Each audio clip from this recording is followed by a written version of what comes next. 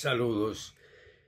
Muchas gracias nuevamente por darme el honor de visitar su pantalla, su teléfono, su ordenador mediante esta tecnología tan sorprendente que en un instante podemos estar comunicados de esta manera. Seguimos con las reflexiones mediante la lectura del comentario de Martín Lutero sobre la epístola a los Gálatas. Él todavía está comentando sobre Gálatas 2:20. ¡Qué precioso versículo! Gálatas 2:20. Con Cristo estoy juntamente crucificado, y ya no vivo yo, mas vive Cristo en mí. Y lo que ahora vivo en la carne, lo vivo en la fe del Hijo de Dios, el cual me amó y se entregó a sí mismo por mí. Y esta es la parte que le ha venido interesando a Lutero en estas últimas conferencias, puesto que Lutero no se sentó y escribió este comentario como lo hacen muchos comentaristas, sino que él estaba dictando clases, una materia sobre Gálatas a jóvenes y algunos ya mayores, seminaristas que habían sido sacerdotes católicos, otros no.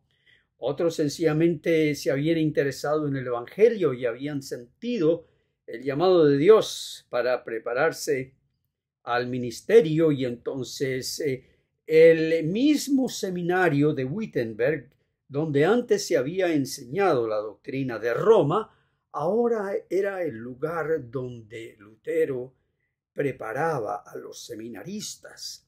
Y como hay un currículum en cualquier seminario, en este seminario, los seminaristas tenían que estudiar y tomar la materia de Gálatas, y qué gran privilegio tomar la materia de Gálatas del mismo reformador Martín Lutero. Y bueno, el Señor a mí me dio el llamado también de traducir este comentario, estas conferencias de Lutero que fueron pasadas en limpio por 3 de sus alumnos que tomaron todo el dictado en taquigrafía inventada por ellos mismos y luego lo redactaron, y de allí surge pues este comentario de Martín Lutero, que es el de 1531. Ya él había escrito uno en 1519, pero él mismo dice en este comentario que estamos leyendo ahora que ese comentario anterior estaba lleno de obras. Pero bien, aquí él ha estado comentando sobre esta última parte de Gálatas, donde dice que Cristo se entregó a sí mismo por mí. Aprendan entonces con gran empeño estas palabras, mí y por mí. Pareciera que allí hay algo de humor, porque estas palabras, mí y por mí, no son difíciles de aprender. De hecho, cuando somos bebés son las primeras palabras que aprendemos, mi. Pero aquí Lutero está diciendo que espiritualmente, con gran empeño, es decir, con gran esfuerzo, hay que aprender estas palabras, mí y por mí. Con ellas, practica dentro de ti mismo, para que con fe confiada puedas concebir y grabar este mí en tu corazón. Convéncete que es para ti, sin dudar que tú estás en ese número a los que pertenece ese mí. que Cristo no solo amó a Pedro y a Pablo y se dio a sí mismo por ellos. Entiende que esa misma gracia que se comprende en ese mí nos alcanza con su abrazo, tanto a ellos como a nosotros. Y yo me imagino a Lutero, que era un poco corpulento, allí haciendo esto mismo en la clase ante los alumnos. Nos alcanza con su abrazo. No podemos negar que todos somos pecadores, obligados a decir que por el pecado de Adán todos estamos perdidos, fuimos hechos enemigos de Dios, sujetos a la ira y al juicio de Dios y culpables de la muerte eterna. Al pasar revista a sus pecados, cada corazón humano retrocede con horror y confiesa esta verdad hasta más de la cuenta. Sí, soy enemigo de Dios. ¿Tú sabías eso? Que por tu naturaleza pecaminosa eres enemigo de Dios y por lo tanto haces guerra contra Dios. Y no solamente eso, sino quisieras borrar el nombre de Dios sobre la faz del universo para que tú quedes libre de hacer lo que te venga en gana. Eso es lo que quiere decir enemigo de Dios. No obstante, siendo enemigos de Dios, no podemos negar que Cristo murió por nuestros pecados para justificarnos. Pues Él no murió para dar a luz a justos de los justos. Un momentito. La frase que Lutero usa aquí, lo voy a decir en mal español o en el español vulgar, es para parir. Él no murió para parir a justos de los justos, sino para parir a justos de los pecadores. ¿Entendiste? Volverlos amigos e hijos de Dios y herederos de todos los bienes celestiales, a sus enemigos. Volverlos herederos mediante su vida, su muerte, su resurrección.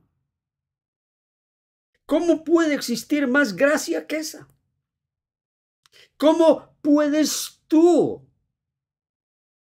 presumir que tengas algo que dar a Dios cuando toda la gracia necesaria para volvernos amigos de Dios viene es de afuera, viene es de Él?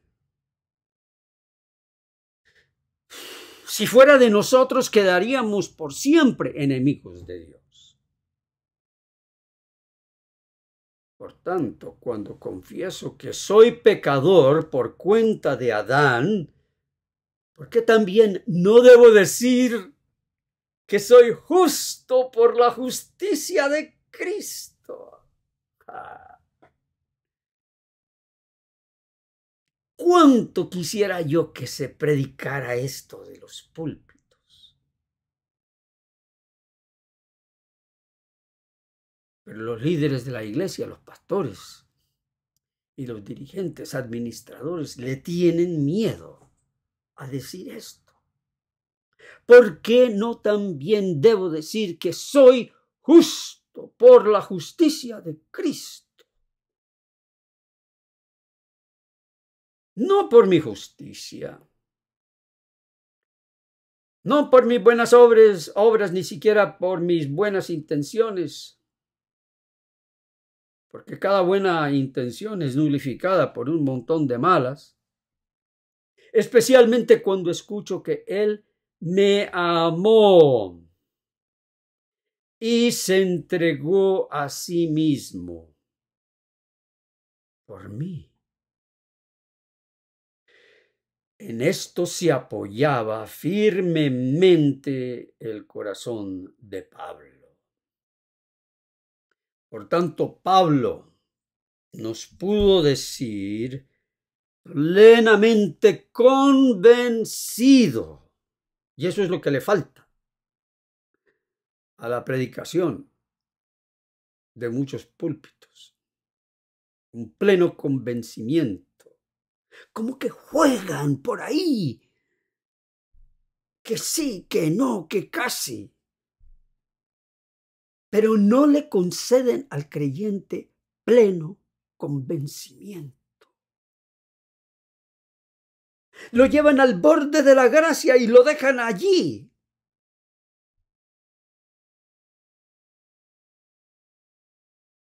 Por lo tanto, no le dan nada, porque si no le dan pleno convencimiento, le dan total condenación. Que la gente continúa viviendo en angustia. Que sí, de alguna manera, desde su propio corazón, nos alcanzó con su amor. Sí. Ese no es el condicional, ese es el afirmativo. Sí. A ti y a mí, y se entregó a sí mismo por nosotros. Amén. Ahora, esto no está en los apuntes del comentario, pero Lutero era ese tipo de profesor que se sabía conectarse con sus alumnos, y yo me imagino que Lutero decía: ¿continuamos con el versículo 21 o ya se cansaron? Yo veo que algunos están durmiendo. A ver, despierten. Si quieren o quieren que termine la clase aquí. Y los seminaristas: siga, doctor, siga. Entonces Lutero lee del versículo 21. No hago nula la gracia de Dios. Amén. Pero eso no es Lutero, ese es Pablo. No hago nula la gracia de Dios. Y de esto tenemos que hablar mucho, porque es precisamente lo que hacen las sectas. Las sectas hacen nula la gracia de Dios. Primero la ofrecen, y justo cuando viene el pecador a recibir la gracia de Dios,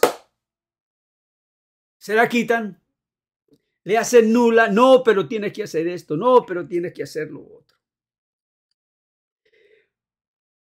Ahora Pablo organiza el segundo argumento de su epístola. Consideren lo que él dice: procurar la justificación por las obras de la ley es rechazar la gracia de Dios. ¿Escucharon?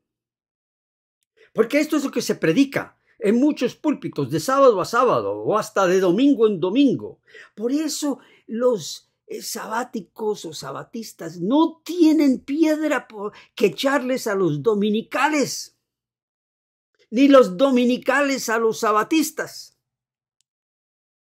Si es que están predicando que la gracia de Dios se recibe por las obras de la ley, no importa cuáles sean. Pero él dice que procurar la justificación por las obras de la ley es rechazar la gracia de Dios. Escuchen eso, escritores de folletos de escuela sabática, dirigentes, pastores. Porque enseñan la gracia de Dios para luego nulificarla, condicionando todo a la obediencia de la ley. Pero ¿cuál pecado puede ser más condenable y horrible que el rechazar la gracia de Dios y negarse a la justicia que es por la fe en Cristo? ¡Ay, cómo le gusta a los cristianos hoy! Poner el dedo al pecado. ¡Ay! No, que esto es pecado, que aquello es pecado, que lo demás es pecado, que este por ser así y asá es pecador. Pero no se dan cuenta que el pecado más condenable y horrible es rechazar la gracia de Dios y negarse a la justicia que es por la fe en Cristo. Es decir, todos los que escuchan estas enseñanzas y luego dicen, ¿y qué de las obras? ¿Acaso entonces ustedes están predicando libertinaje o qué les pasa? Todo se volviera caótico si la gente no guardara la ley. En esas palabras están haciendo nula la gracia de Dios, están rechazando la gracia de Dios porque se están negando a la justicia que es por la fe en Cristo. Dios tenga misericordia de nosotros. Basta que ya somos impíos pecadores y transgresores de todos los mandamientos de Dios. Sin embargo, además cometemos el más impío de todos los pecados al rechazar la remisión de los pecados que Cristo con plena certeza nos ofrece.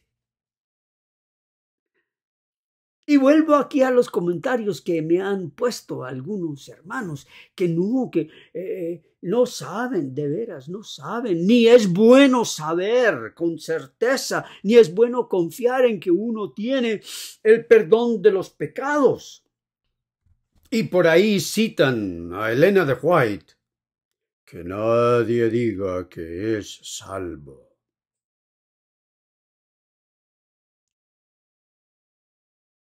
Que eso es presunción. Pero entonces no vamos a recibir el hecho de que Cristo nos ofrece plena confianza por su sacrificio. ¿Acaso Cristo fue a la cruz y murió y sufrió y llevó nuestros pecados para que después nosotros digamos, bueno, puede ser, pero hay que vivir correctamente para que entonces eso sea verdad? Pues que vivas correctamente, te toca. Te toca vivir correctamente ante tu prójimo, tus hijos, tu esposa, tu esposo. Te toca vivir correctamente ante la sociedad. Pero ese correctamente no le mueve nada a Dios. El contentamiento que Dios tiene es en la justicia de su Hijo. Eso sí lo mueve. Por lo tanto, decir cualquier otra cosa es rechazar la remisión de los pecados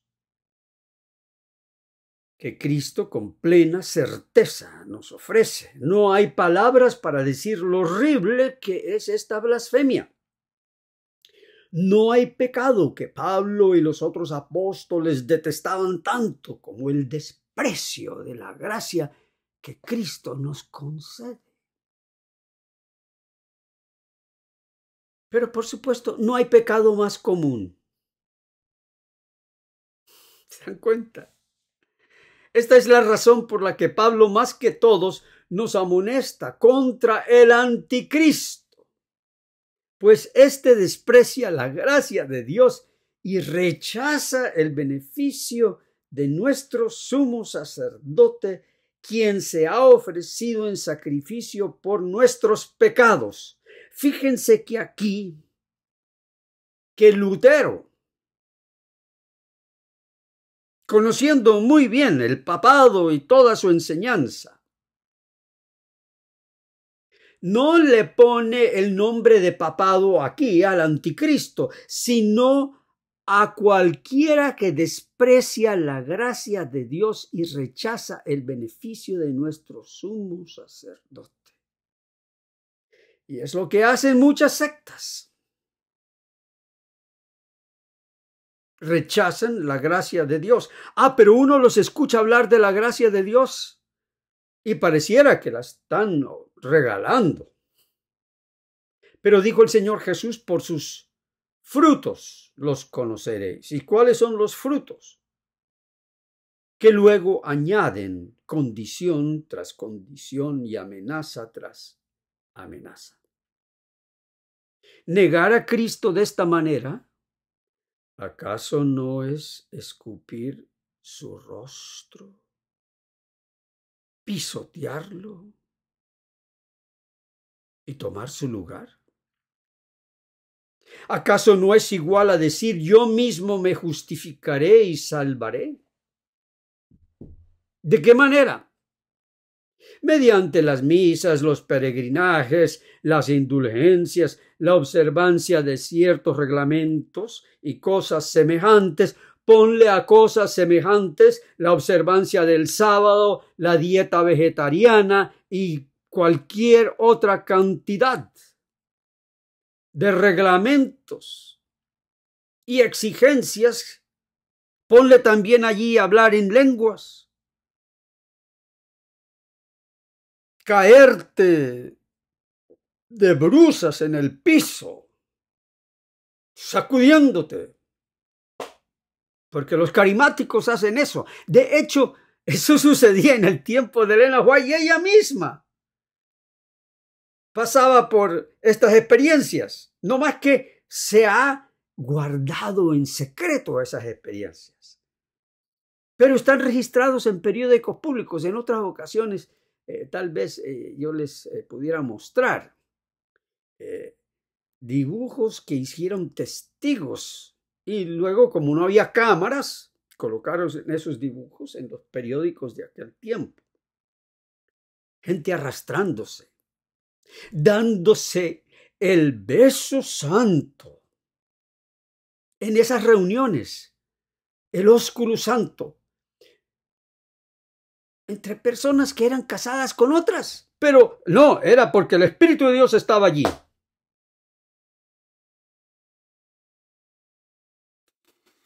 Es increíble lo que pasa cuando se hace nula la gracia de Dios.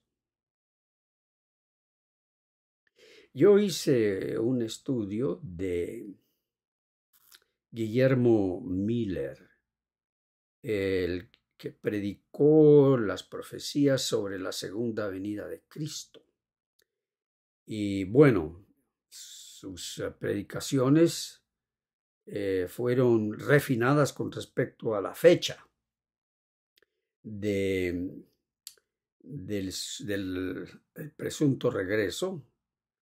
Y esa fecha fue el 22 de octubre de 1844, cosa que no sucedió, y entonces ellos se inventaron esto de que Cristo pasó del lugar santo al lugar santísimo, etcétera. Pero yo hice un estudio de la predicación de Miller. Miller, siendo masón, tal vez eso le viene a algunos como sorpresa, Miller fue masón y se estaba preparando para llegar al grado 33 de la masonería, que según entiendo es el grado más alto. Y algunos especulan o piensan que toda su predicación profética fue su tesis para el grado 33 de la masonería de Guillermo Miller, y los masones se aferran a la salvación por las obras. Por eso son masones, obreros. Ellos dicen que retienen esa tradición del obrero desde antes de las pirámides. que todos estos objetos que se encuentran alrededor del mundo en diferentes lugares geográficos de gran artesanía, todos ellos fueron hechos por masones, gente que ya practicaba estos ritos secretos de la masonería.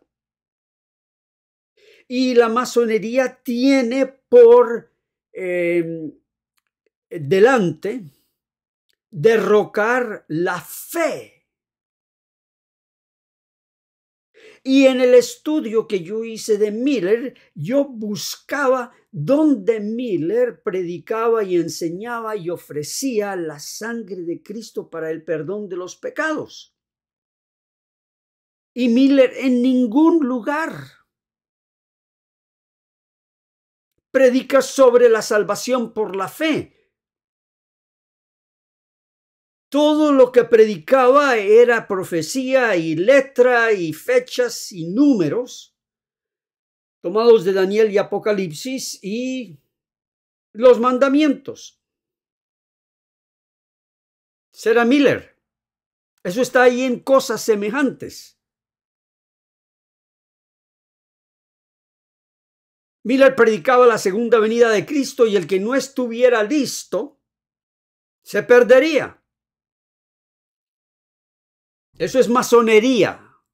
Eso es el engaño satánico que hay en la masonería, que la salvación es por las obras y no por la fe. Y a la masonería no le importa qué obras, con tal que no sea fe en la sangre de Cristo.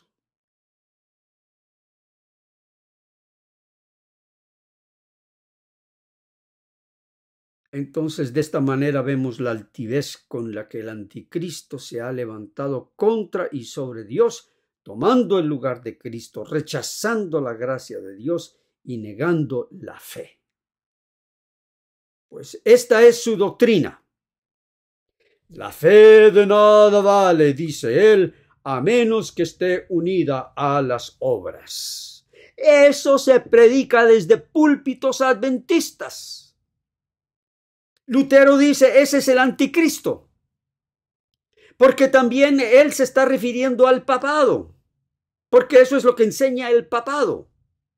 Ese es el Concilio de Trento. Adventistas, despiértense, ustedes están creyendo y predicando doctrina romana y todo eso de el domingo y la ley dominical y la persecución y que va a ser liderada por el Papa y que la bestia y que la todo eso es una cortina de humo para que los adventistas no vean que en su doctrina de salvación, que está al centro de todo, son romanistas, papistas. Entonces, ¿por qué le tiran tantas piedras al Papa?